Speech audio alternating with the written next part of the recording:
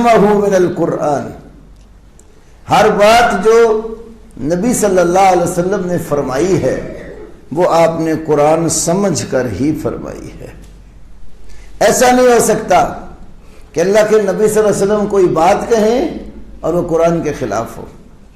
قرآن کو آپ سے بڑا سمجھنے والا کوئی نہ تھا، تو آپ صلی اللہ علیہ وسلم نے قرآن کی آیت یہ پڑھ کر یہ مسئلہ سمجھایا کہ دعا هو العبادہ۔ اچھا، بہت سارے لوگ آپ کو ملیں گے جو یہ تو کہیں گے کہ اللہ کے سوا کسی کی عبادت جائز نہیں ہے، اللہ کے سوا کسی کی عبادت کرو تو شرک ہے، لیکن کتنے کام ایسے کر جاتے ہیں جو شرعی طور پر عبادت کے ذیل میں آتے ہیں اور ان کو پتہ نہیں کہ یہ بھی عبادت ہے، یا پتہ ہے تو جان بوجھ کر ایسا کرتے۔ تو دعا جب عبادت ہے تو کیا مانا ہوا عبادت اللہ کے سوا کسی کی جائز نہیں ہے، تو اللہ کے سوا پھر کسی سے مانگا بھی نہیں جائے گا۔ جب بھی دعا مانگنی ہو، پکارنا ہو، صرف اللہ رب العالمین کو پکارا جائے گا۔ لیکن آپ بہت ساری جگہوں پہ ایسا دیکھیں گے لوگ اللہ کو چھوڑ کر اللہ کے بندوں کو پکار رہے ہوتے ہیں۔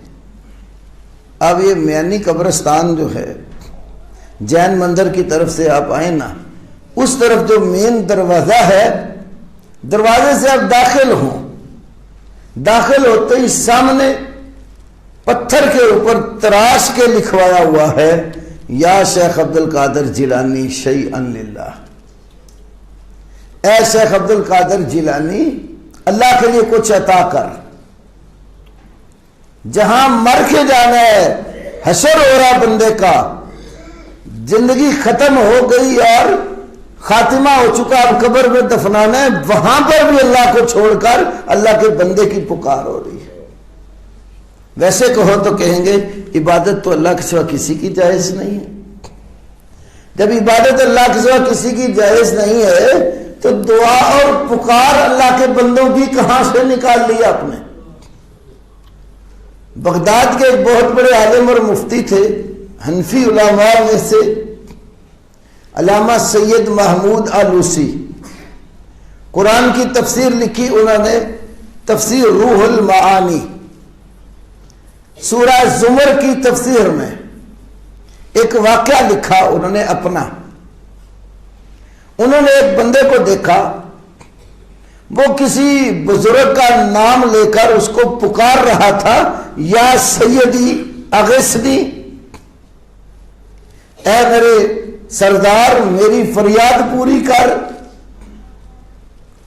تو انہوں نے اس کو کہا قل یا اللہ، اس کو جو پکار رہا ہے تو تو یا اللہ کہہ، اس لیے کہ اللہ نے قرآن میں کہا ہے وَإِذَا سَأَلَكَ عِبَادِي أَنِّي فَإِنِّي قَرِيب۔ یہ آیت پڑھ کر اس کو سنائی کہ رب تو قرآن میں کہتے ہیں کہ میرا بندہ جس وقت بھی مجھے پکارتا ہے میں اس کی پکار قبول کرتا ہوں، تو یا اللہ کہہ کر اس کو پکار۔ تو علامہ آلوسی لکھتے ہیں کچھ دنوں بعد مجھے معلوم ہوا وہ میرے بارے میں لوگوں کو کہہ رہا تھا فلان منکر الاولیاء، فلانا بندہ ہے وہ تو ولیوں کا ہی منکر ہے، مانتا ہی نہیں ہے ولیوں کو۔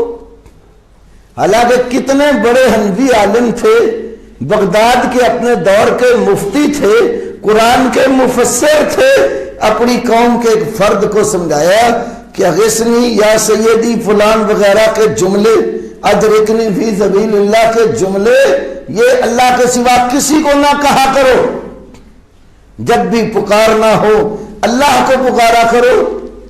تو جب انہوں نے قرآن کی آیت بھی پڑھ کر بتائی تو دوسرے انہی کے افراد نے یہ کہا کہ یہ تو ولیوں کو مانتا ہی نہیں ہے، دیکھو میں نے ایک ولی کو پکارا ہے اور یہ کہتا تو اللہ کو پکار۔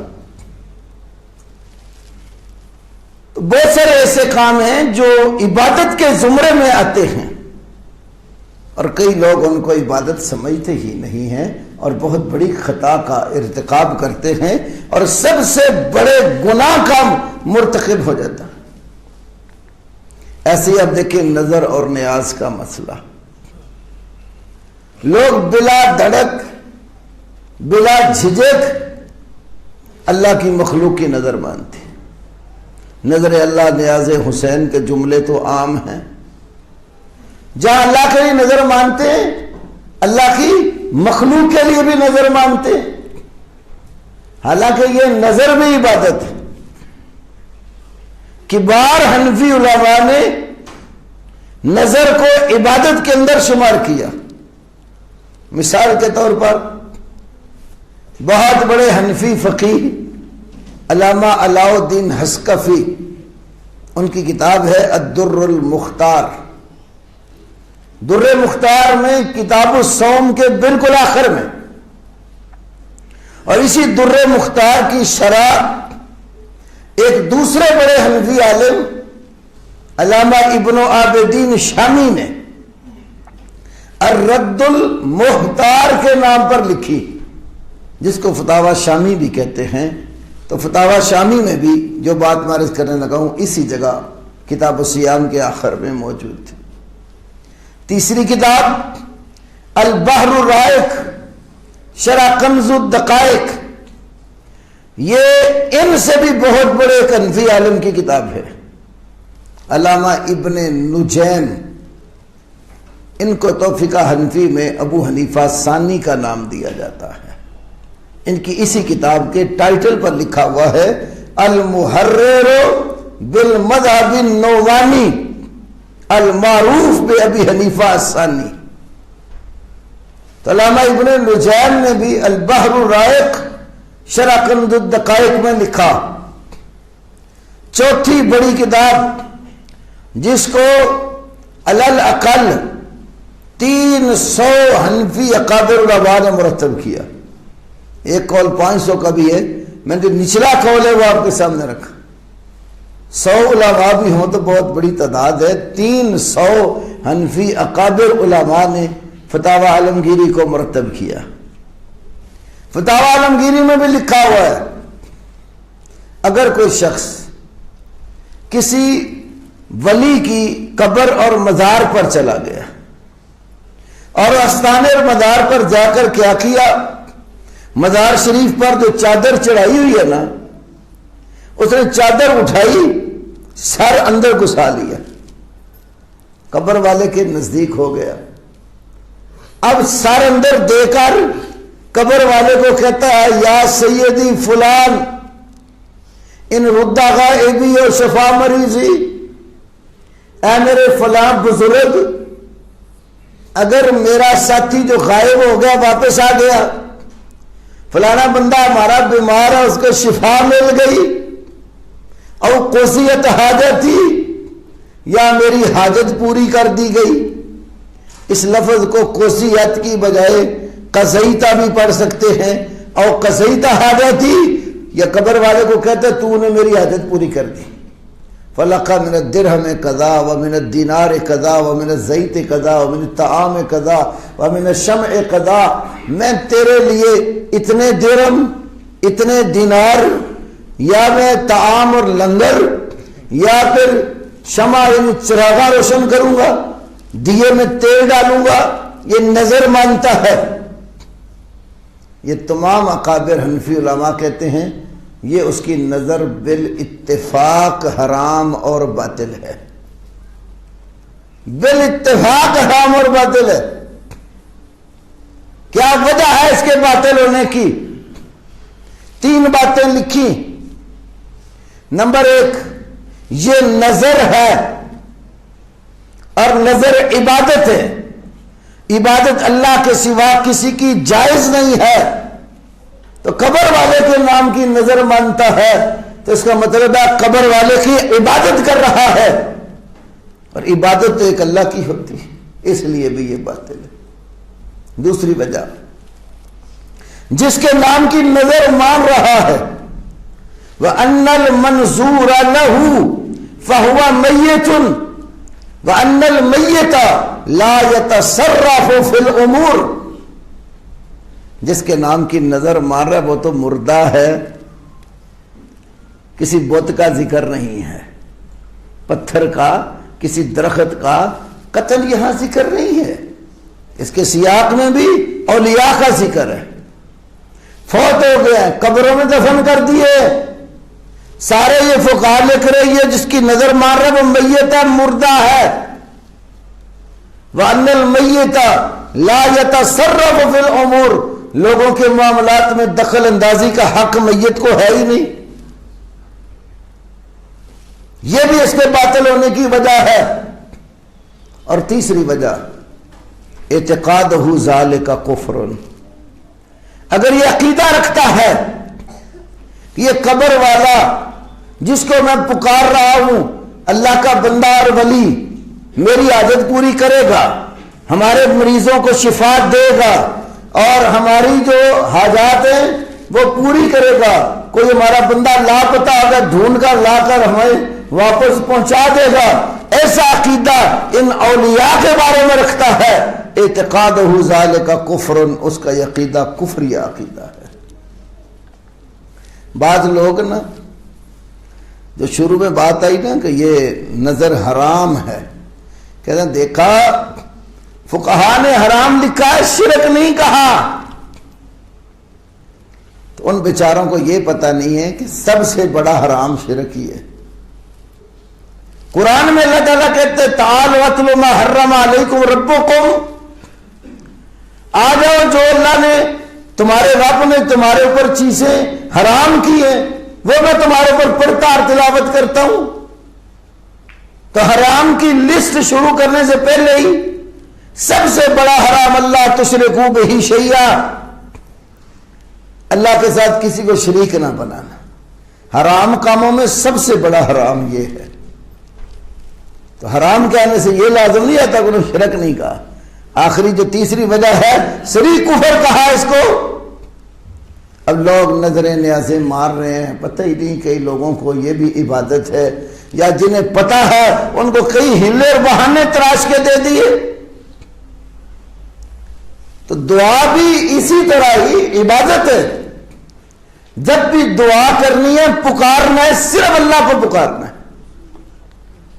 اللہ تعالیٰ نے انسان کی فطرت میں یہ پہچان رکھ دی ہے کہ دعا صرف اللہ سے کرتے ہیں. امام ذہبی ایک بڑے عظیم محدث گزرے ہیں، جرح اور تعدیل میں مانے ہوئے امام ہیں. شیخ الاسلام والمسلمین امام ابن تیمیہ علیہ رحمہ کے شاگردوں میں سے ہیں. لوگ کئی امام ابن تیمیہ کو اگرچہ نہیں مانتے لیکن امام ذہبی کو ضرور مانتے ہیں، حالانکہ یہ ان کے شاگرد ہیں. اللہ اکبر. امام ذہبی رحمت اللہ علیہ نے اپنی کئی کتب کے اندر اس چیز کا تذکرہ کیا کہ یہ جو قبر پرستی ہے نا، یہ جو قبروں کو پوجتے پکارتے عبادت دعا کرتے، یہ سارا نظام سب سے پہلے عبیدی شیعوں نے مسلمانوں میں داخل کیا ہے. یہ سیر و اعلام نبلاء میں امام ذہبی نے اس کا تذکرہ کیا ہے. اہل سنہ کے عقائد بگاڑنے میں رافضیت کا بڑا دخل ہے.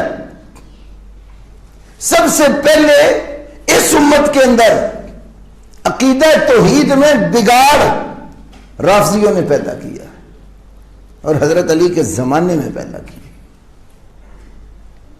فتح الباری شرح سے بخاری میں کتاب و استطابت المرتدین کی شرح میں حافظ ابن حجر اسقلانی ایک بڑے عظیم محدث امام ابو طاہر المخلص کی کتاب سے ایک حدیث لائے، روایت لائے اور اس کی سند کو حسن قرار دیا. الحمدللہ وہ امام ابو طاہر کی کتاب المخلصیات 4 جلدوں میں چھپی ہے، ہمارے پاس وہ موجود ہے. کوفے کی وہ جامع مسجد جہاں پر حضرت علی خطبہ دیتے تھے،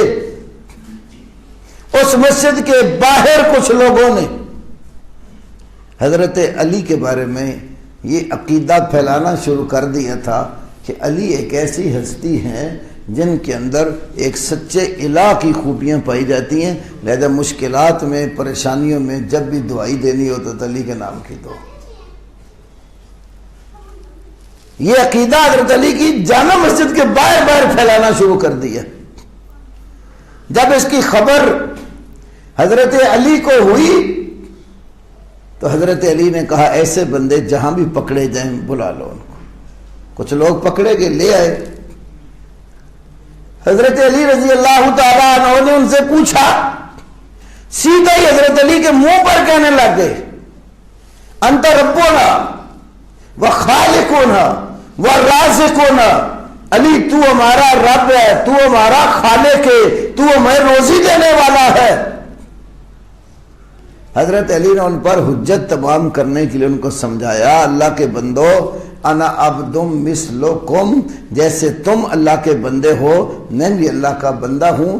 آکل کما تاکلون واشرب کما تشربون، جیسے تم کھاتے ہو میں بھی کھاتا ہوں، جیسے تم پیتے ہو میں بھی پیتا ہوں۔ کھانے اور پینے والا رب کیسے ہو جاتا ہے؟ وہ نہیں مانے، چھوڑ دیا۔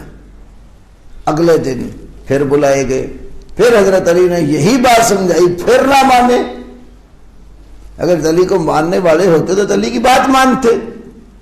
وہ تھے عبداللہ بن سبا کے گروہ کے یہودیوں سے اسلام کا لبادہ اوڑھ کر مسلمانوں میں گھسے۔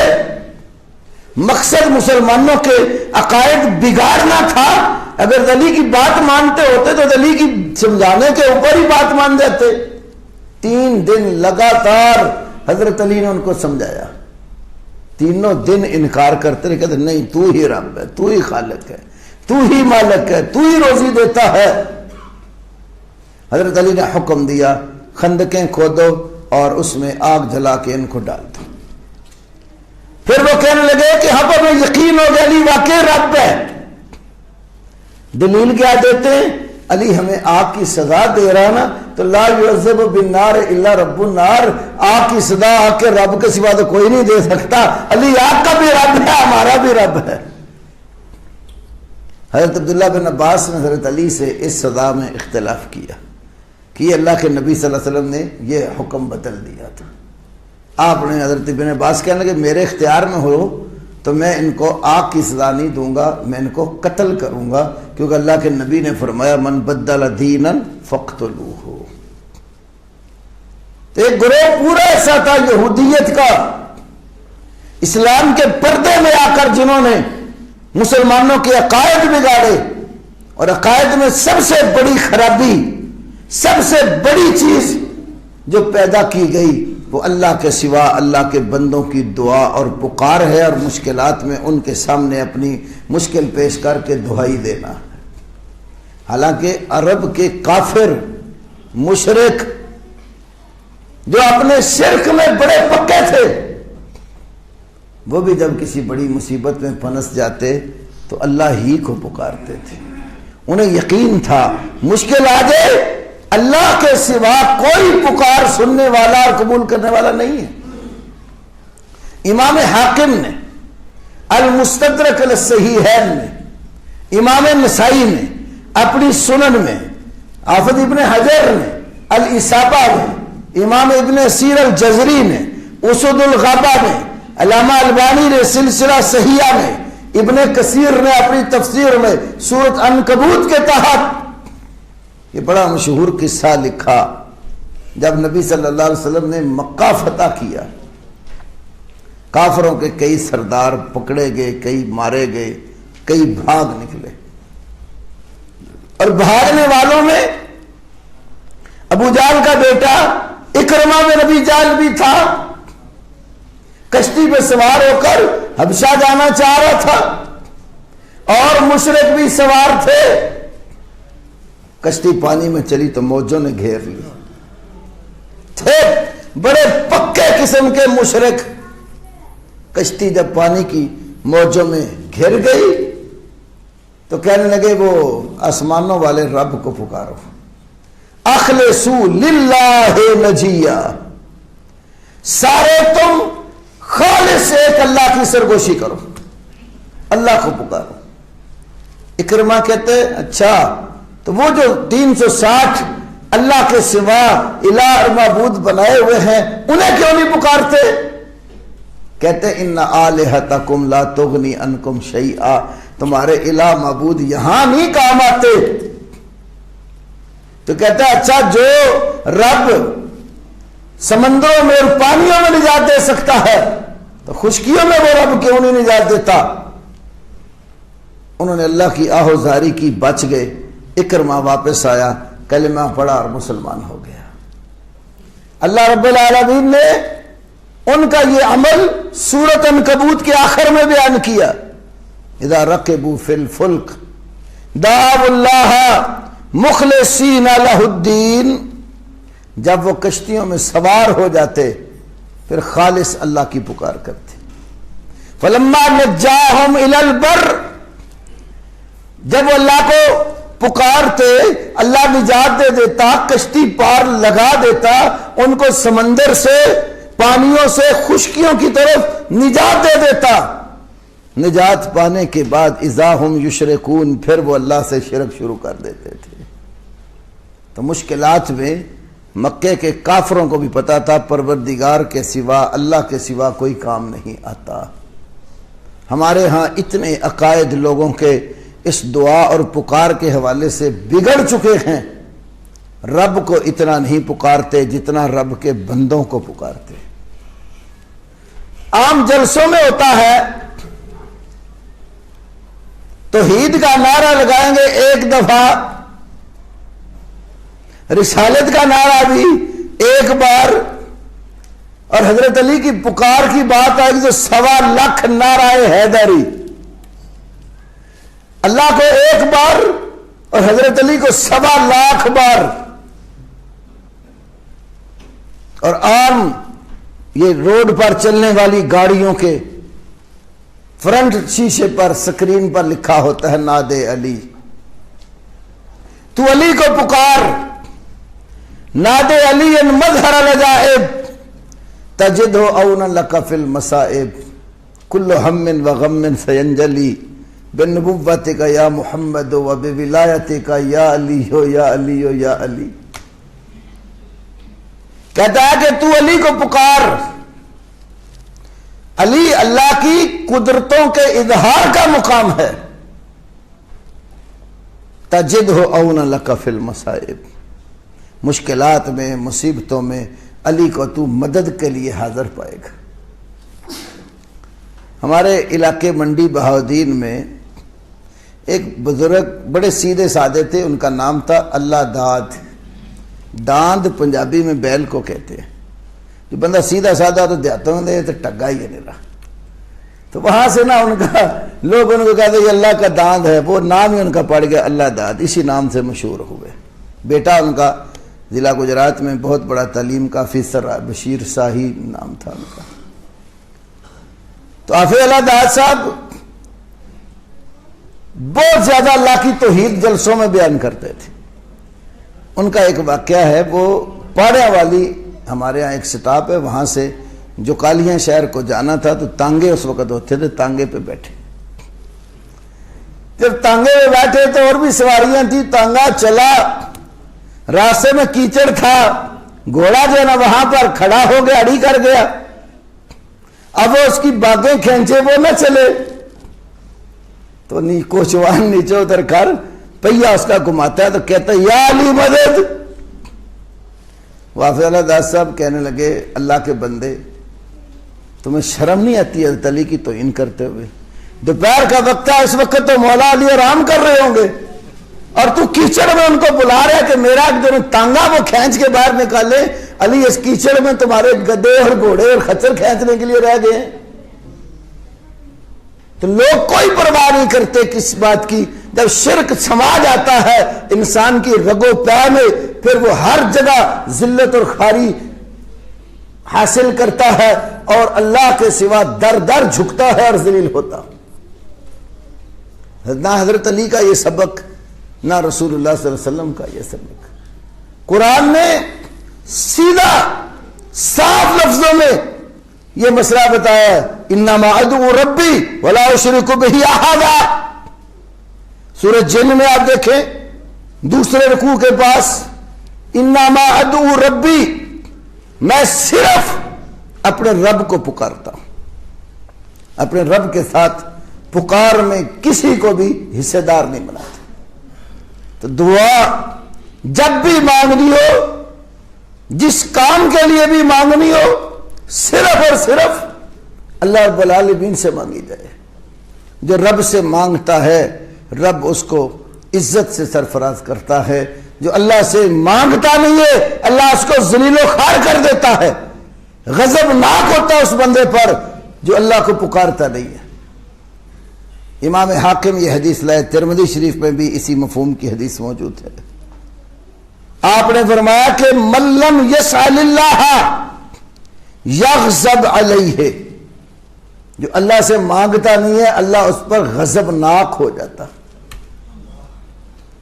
بندوں کا ضابطہ اللہ سے منفرد ہے. بندوں کے آگے ہاتھ پھیلاتے رہے نا، مانگتے رہے، بندے تنگ آ جاتے ہیں اور ذل و خوار بھی کرتے ہیں. اور اللہ سے جو جتنا مانگتا ہے اللہ اس کو دیتا ہے اور خوش ہو جاتا ہے، اور جو نہیں مانگتا اس سے اللہ ناراض ہو جاتا.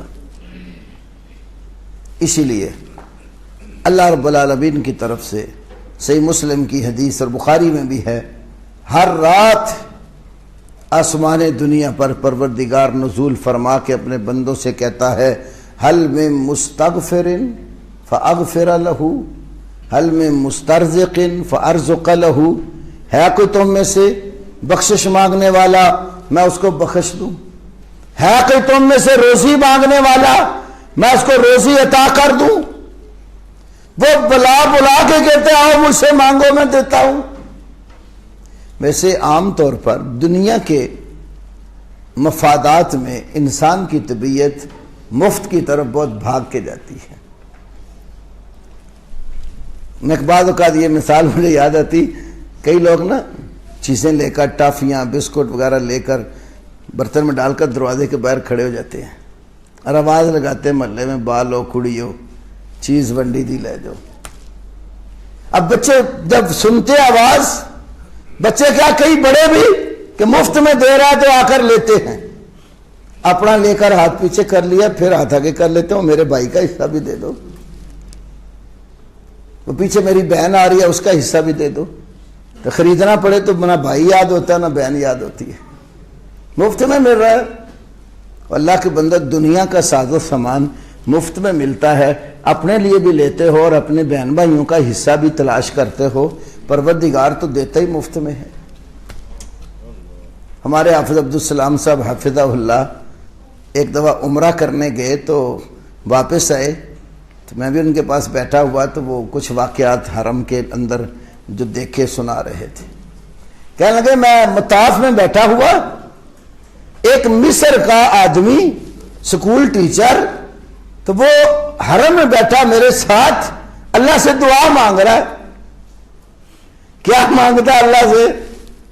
اللہ کو کہتے ہیں ربنا خلقتنا مجانا ورزقتنا مجانا، اے ہمارے رب تو نے پیدا ہمیں مفت میں کیا.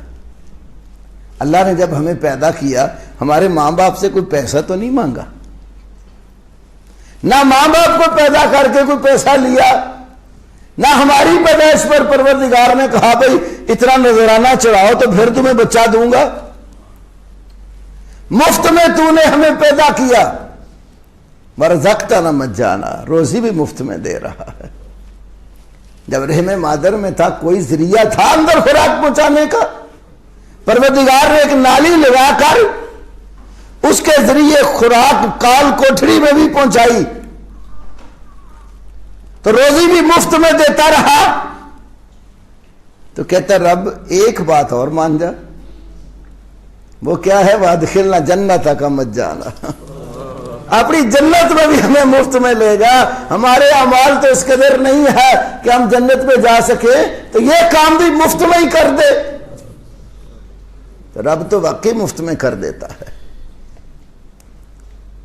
اب غور کریں، قرآن پڑھتے ہیں نا اس دنوں میں خاص طور پہ ہم، قرآن شروع ہوتا ہے بسم اللہ الرحمن الرحیم. اللہ تعالیٰ کی دو ایسے نام ذکر کیے جو رحمت کی صفت کو شامل ہے، حالانکہ وہ جبار اور قہار بھی ہے. قرآن کی ابتدا جبر اور قہر والے اوصاف سے اللہ نے نہیں کی.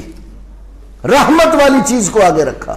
بسم اللہ الرحمن الرحیم، اس اللہ کے نام کے ساتھ جو بہت زیادہ رحم کرنے والا، بے حد مہربان ہے۔ اور جب قیامت کا دن ہوگا، جس دن اللہ رب العالمین نے بندوں کا حساب لینا ہے، ہر کسی کو اس کے کیے کا بدلہ دینا ہے، اس دن اس کی ہیبت والی صفت ذکر ہوئی ہے۔ جب قیامت کا منظر ہوگا تو اللہ سے کوئی بات کرنے کی ہمت بھی نہیں پائے گا۔ لا یملکون منہ خطابا، اللہ سے خطاب اور بات کرنے کا بھی کسی کو اختیار نہیں ہوگا۔ الا من اذن لہ الرحمن، اللہ سے وہی بات کر سکے گا جس کو رحمان اجازت دے گا۔ اور اس دن کہے گا لمن الملک اليوم، آج بادشاہی کس کی ہے؟ کوئی نہیں جواب دے گا، کیونکہ وہ جزا کا دن ہوگا۔ اس دن کیا صفت ذکر کی؟ للہ الواحد القہار، آج بادشاہی اللہ اکیلے کی ہے جو قہر والا اور جبر اور غلبے والا ہے۔ لیکن دنیا میں دارالعمل میں اللہ رب العالمین نے احکام بیان کیے، بہت جگہوں پر آیت ختم ہوتی ہے اللہ کے غفور ہونے کا، اس کے رحیم ہونے کا ذکر آتا، تو یہاں اس نے اپنی رحمت کو غالب رکھا۔ اور مفت میں کتنا دیتا ہے؟ ایک نیکی کرتے ہیں تو کم از کم اگر وہ ایک کا صلہ ایک ہی دے تو عدل ہے، نیکی جو ایک کی تو ایک ہی اجر دے تو عدل اور انصاف ہے۔ لیکن یزیدہم اللہ من فضلہ، اللہ تعالیٰ کئی اپنے بندوں کو اپنے فضل سے زیادہ عطا کرتا ہے۔ نیکی ایک کی ہے، اجر 10 گنا دیا ہے، یہ علی الاقل ہے، اور ایک کو 700 تک بڑھاتا ہے۔ اللہ نے قرآن پاک میں سورۃ بقرہ کے اندر تیسرے پارے میں جا کر یہ بات بھی سمجھائی۔ دانا ایک لگاتے ہو، 7 خوشے پیدا کرتا ہے، ہر خوشے میں 100 دانے، ایک سے 700 بنا دیتا ہے۔ پھر اس نے اپنی عطا کی حد یہاں تک نہیں رکھی، واللہ یضاعف لمن یشاء، 700 بیان کرنے کے بعد بھی فرمایا جس کے لیے چاہتا ہے بڑھا چڑھا کے دیتا۔ آپ نیکی کا ایک ارادہ کرتے ہیں، نیکی ابھی کی نہیں، ارادہ کر لیتے ہو، اللہ ایک نیکی کا اجر دے دیتا ہے، کر لو تو 10 گنا دیتا ہے کم از کم۔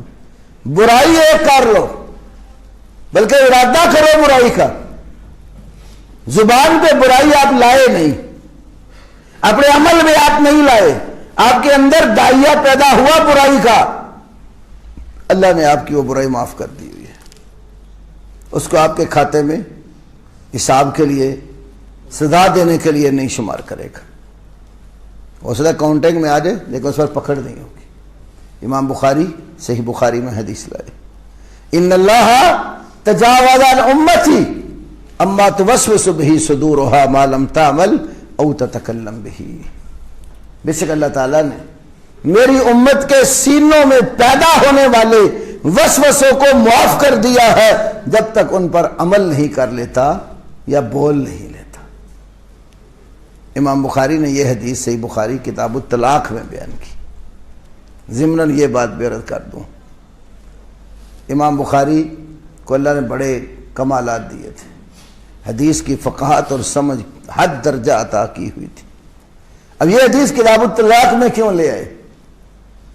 امام بخاری نے اس سے ایک مسئلہ نکالا ہے۔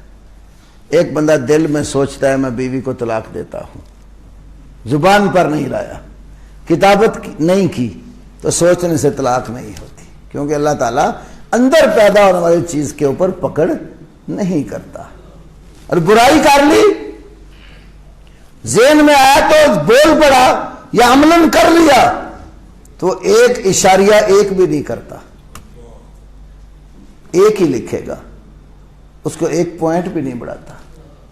کتنی پھر اس کی بخشش اور عطا ہے کہ اللہ رب العالمین نیکیاں بڑھا چڑھا کے صلے دیتا ہے، لیکن برائیوں کو اللہ تعالیٰ سزا جتنی بتائی اتنی رکھتا ہے، اس میں اضافہ نہیں کرتا۔ تو اللہ تو مفت میں دیتا ہے، ہم لینے والے بنے تو صحیح، صرف دیتا ہی نہیں، دے کر خوش بھی اپنے بندے پہ بڑا ہوتا ہے۔ سنن ابی داؤد، ترمذی، نسائی اور احمد میں حدیث ہے، ایک دفعہ رسول اللہ صلی اللہ علیہ وسلم نے سفر کے لیے جانا تھا، سواری پر بیٹھے، اب آخر نشاط کرتا ہوں، دعا پڑھی اور آخر میں مسکرا پڑے۔ حضرت علی نے پوچھا کہ یا رسول اللہ آپ دعا پڑھ کے مسکرائے کیوں ہیں؟ فرمایا اس لیے مسکرایا ہوں، بندہ جب اللہ سے کہتا ہے سبحانک ظلمت نفسی فاغفر لی فإنہ لا یغفر الذنوب الا انت، میرے رب تو پاک اور مبرہ ہے، نقص، عیب، کمی، کوتاہی تیرے اندر نہیں ہے، تو ہر طرح کی کمزوریوں سے پاک اور مبرہ ہے، خطا کار میں ہوں، انی ظلمت نفسی، اپنی جان پر ظلم میں نے کیا، فاغفر لی، پروردگار تو مجھے معاف کر دے، انک انت الغفور فانہ لا یغفر الذنوب الا انت، تیرے سوا میری غلطیاں معاف کرنے والا کوئی نہیں ہے، مجھے معافی دینے والا تو ہے اور میں گناہگار ہوں، میرے رب تو مجھے معاف کر دے۔ رسول اللہ نے فرمایا صلی اللہ علیہ وسلم، اللہ اپنے بندے کو معاف بھی کرتا ہے اور خوش بھی ہو جاتا ہے۔ یا جب ربکم من عبدہ، تمہارا رب اپنے بندے کی معافی پر خوش ہوتا ہے۔ کیوں خوش ہوتا ہے؟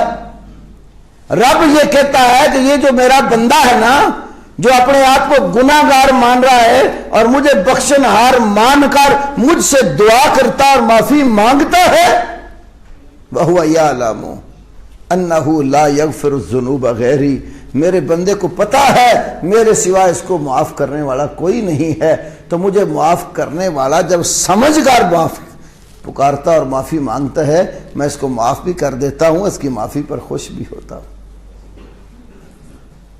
شروع میں جو آیت میں نے پڑھی تھی اس پہ آپ تھوڑا سا غور کریں، وَإِذَا سَأَلَكَ عِبَادِي أَنِّي فَإِنِّي قَرِيبٌ، اس آیت کے آخر میں اللہ نے فرمایا فَلْيُؤْمِنُوا بِي فَلْيَسْتَجِيبُوا لِي وَلْيُؤْمِنُوا بِي، دو باتیں اللہ نے قبولیت دعا کے لیے ذکر کی ہیں۔ ایک تو اللہ کہتا ہے میری بات مانے، میری فرما برداری کرے، جو بندہ اللہ کی فرما برداری کرتا ہے، اس کی اطاعت کرتا ہے، اس کے حکم کے مطابق چلتا ہے، اللہ کی بات مانتا ہے اور اللہ پر یقین رکھتا ہے، اللہ پر یقین رکھ کر اس کی اطاعت اور فرما برداری کرے، پھر اس کو پکارے، تو بندے کی پکار ضائع نہیں ہوتی۔ مسند احمد میں رسول اللہ صلی اللہ علیہ وسلم کی حدیث ہے، اللہ تعالیٰ اپنے بندے کی دعا کو رد نہیں کرتا اگر اس میں دو چیزیں نہ ہوں۔ اس کی دعا کی تین حالتوں میں سے ایک حالت ضرور بناتا ہے۔ دعا میں کیا کیا نہ ہو؟ نمبر ایک، قطع تعلقی کا ذکر نہ کرے، کسی مسلمان بھائی سے اپنا رشتہ ناتا توڑنے کی بات نہ کرے۔ دوسرے نمبر پر، گناہ پر مبنی کوئی چیز اللہ سے نہ مانگے، حرام کا طلبگار نہ ہو۔ جن جن چیزوں سے اللہ نے روک دیا ہے ان میں سے کوئی چیز اللہ سے نہ مانگے، تو حرام طلب نہ کرے، قطع تعلقی والی بات نہ کرے، تو دعا کی تین صورتوں میں سے ایک ضرور بنتی ہے۔ نمبر ایک، اللہ سے جو اس نے مانگا ہوتا ہے اللہ پاک اس کو جلدی عطا کر دیتا ہے۔ اگر وہ نہ دے تو اللہ تعالیٰ اس دعا کو اس کے لیے قیامت والے دن کے لیے ذخیرہ بنا دیتا ہے، وہاں وہ کام آ جائے گی۔ اگر ذخیرہ بھی نہیں بنایا تو تیسری صورت یہ ہے، اس دعا کے نتیجے میں اللہ اپنے بندے سے مصیبت کوئی دور کر دیتا ہے۔ تو دعا کسی صورت بھی ضائع نہیں جاتی، اور دعا مانگنے والے بندے اللہ کو بڑے محبوب ہیں۔ امام نسائی کے ایک شاگرد ہیں امام ابو بکر ابن السنی علیہ رحمہ، دعا پر انہیں کتاب لکھی ہے عمل الیوم واللیلہ، ایک بڑی عجیب سی حدیث ذکر کرتے ہیں، یہ اس کا کچھ حصہ صحیح بخاری میں بھی ہے۔ بندہ بعض اوقات رات کے وقت اندوناک منظر دیکھ کر اچانک گھبرا کے اٹھ بیٹھتا، جب اچانک گھبرا کر اٹھ بیٹھا تو فوراً اس نے اپنا رابطہ جس ہستی سے کیا وہ اللہ ہے، اللہ سے کیا کہتا ہے؟ لا الہ الا اللہ وحدہ لا شریک لہ لہ الملک ولہ الحمد وہو علی کل شیء قدیر. یہ توحید والا کلمہ پڑھتا ہے تو اللہ کیا کرتا ہے؟ آسمان پر فرشتے اکٹھے کر لیتا. فرشتوں کو کہتے یا ملائکتی انظروا الی عبدی ھذا، اے میرے فرشتوں میرے اس بندے کو دیکھو. ایک وقت تھا تم نے کہا تھا انسان پیدا نہ کرنا، یہ قتل و غارت کرے گا، خون ریزی کرے گا، فسادات کرے گا. میں نے تمہیں کہا تھا انی اعلم ما لا تعلمون، یقیناً جو حقائق میں جانتا ہوں وہ تم نہیں جانتے. تو آج اس کو بھی تو دیکھو نا، اچانک آنکھ کھلی ہے، آنکھ کھلتے ہی کہہ رہے لا الہ الا اللہ وحدہ لا شریک لہ لہ الملک ولہ الحمد وہو علی کل شیء قدیر. پھر اللہ کہتا ہے میرے فرشتوں اشہدو، سارے گواہی دینا، قد غفرت عبدی، میں نے اپنے بندے کو معاف کر دیا ہے. کتنا خوش نصیب ہے وہ بندہ جس کا تذکرہ اللہ آسمانوں پہ فرشتوں میں کرتا ہے. ایک دوسری حدیث بھی ہے، اللہ تعالیٰ جس بندے سے محبت کرتا ہے نا تو آسمان پر جبریل امین کو بلا کر کہتا ہے فلانے بندے سے میں محبت کرتا ہوں، تو بھی اس سے محبت کر. پھر وہ جبریل اس سے پیار کرتا ہے، جبریل فرشتوں میں جا کر اعلان کر دیتا ہے فلانے بندے سے اللہ محبت کرتا ہے، میں بھی کرتا ہوں، تم بھی اس سے محبت کرو. جب فرشتے بھی اس سے پیار کرتے ہیں ثم یوزع لہ القبول فی الارض، پھر زمین میں اس بندے کی مقبولیت رکھ دی جاتی ہے. تو وہ بندہ بڑا خوش نصیب ہے جس کا تذکرہ اللہ فرشتوں میں کرتا ہے. فرشتوں میں جن کا تذکرہ ہوتا ہے ان میں ایک اللہ کے حضور اپنے گناہوں کی معافی مانگنے والا اور دعا کرنے والا ہے. تو دعا کی قبولیت کے لیے اللہ پر ایمان ضروری ہے، اللہ پر یقین ضروری ہے، اللہ تعالیٰ کی فرما برداری ضروری ہے. اللہ رب العالمین سے دعا کرتے وقت کوئی گناہ کی چیز اور حرام چیز کا مطالبہ نہیں کرنا چاہیے. دعا کرتے وقت اللہ رب العالمین کے ہاں دل غفلت کا شکار نہ ہو، دل پوری طرح متوجہ ہو پروردگار کی طرف، کیونکہ غافل دل کی دعا اللہ قبول نہیں کرتا. تو اللہ نے رمضان کے مسئلے بیان کرتے ہوئے دعا اور پکار کا مسئلہ ذکر کر کے یہ بات سمجھائی کہ میرے بندو تم مجھے پکارو، مجھ سے دعا کرو، اپنی حاجات مجھ سے طلب کرو، اور میرے ہاں کوئی ٹائم مقرر نہیں ہے کہ تم کس ٹائم آؤ اور کس ٹائم نہ آؤ. جس وقت بھی کوئی مجھے پکارنے والا پکارے گا میں اس کی پکار کو ضرور قبول کرتا ہوں. تو اللہ پر ایمان، عقیدہ توحید، اس کی درستگی اور دعا کی قبولیت کے لیے اللہ کی بات ماننا اور فرما برداری کرنا ضروری ہے. اللہ رب العالمین مجھے اور آپ کو سب بھائیوں کو دعائیں مانگنے کی توفیق دے، ہماری حاجات اللہ پوری کرے، ہماری مشکلات کا ازالہ اللہ فرمائے. جن لوگوں کے گھروں میں اولاد نہیں ہے اللہ نیک اور صالح اولاد عطا کرے، جن کی اولاد بگڑی ہوئی ہے اللہ ان کو فرما بردار بنائے. جتنے مسلمان اہل توحید اس دنیا سے چلے گئے اللہ رب العالمین سب کی بخشش فرما کر کل قیامت والے دن رسول اللہ صلی اللہ علیہ وسلم کے پاس حوض کوثر پر جمع فرمائے اور جنت الفردوس کے اندر بلند مقام عطا کرے. وآخر دعوانا ان الحمد للہ رب العالمین.